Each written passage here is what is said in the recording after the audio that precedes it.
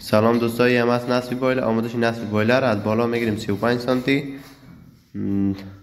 35 سانتی یک خط میکنیم، بازم برش هم میگیریم، این دیگه هم 35 سانتی.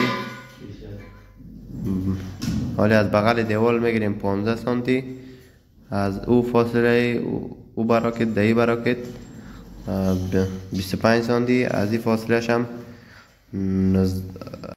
از براکت بایلر تا سر چوال هم میگیریم 90 سانتی. حالی را برمه میکنیم به استقامت.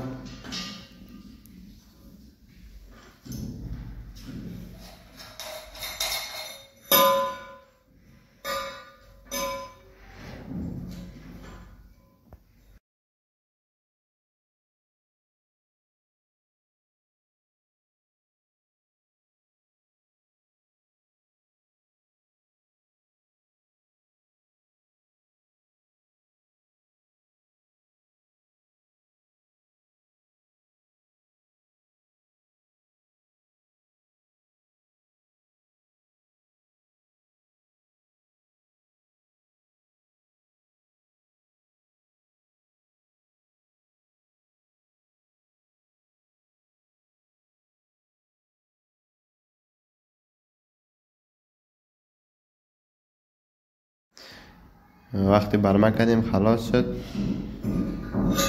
حالا هم براکت های بایلر یا یک تا میمونیم.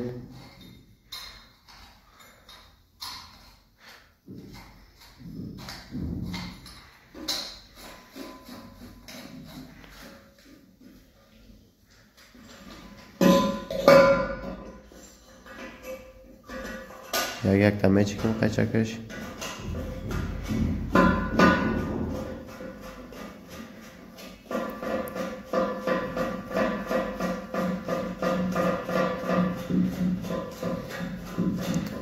قطعی اسکرین تایت میکنیم.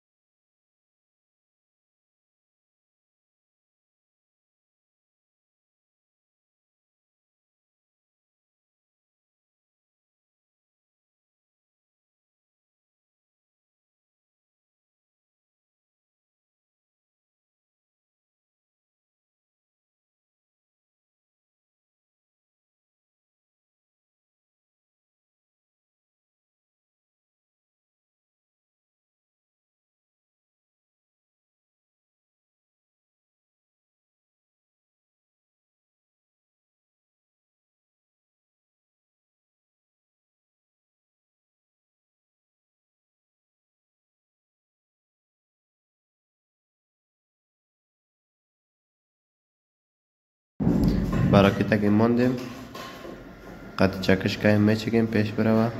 خب سعی قایم بیار از ابتدا و تایت بکنین. این تایت نمیشه، باز بسیار پسند باشتن سختی میکنه. این رقم آسان تر میاد.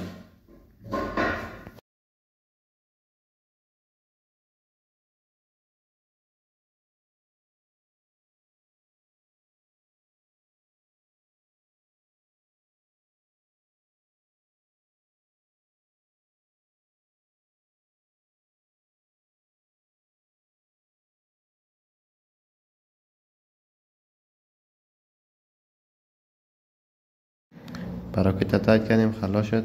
حالی هم بایلر را بالا میکنیم، سر براکت ها میمونیم. یه بایلر 80 است، بایلر ادستون اصلی ایتالیایی.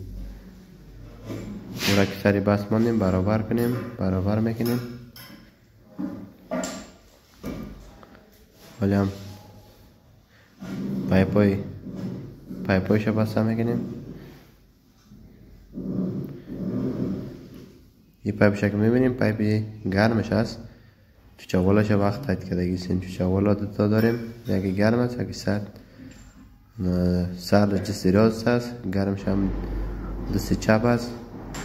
بایلر گرمش وصل کرده سین پایپش.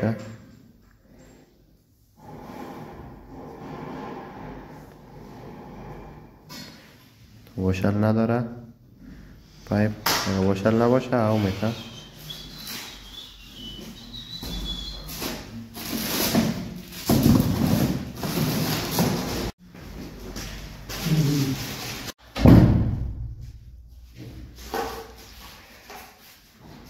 واشرش هم میمونیم تا چوال تایید میکنیم. میره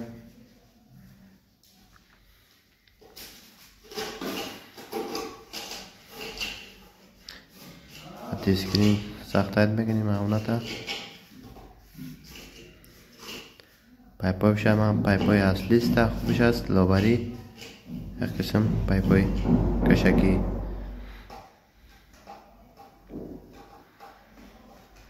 ولی هم پایپی سرش تایید میکنیم.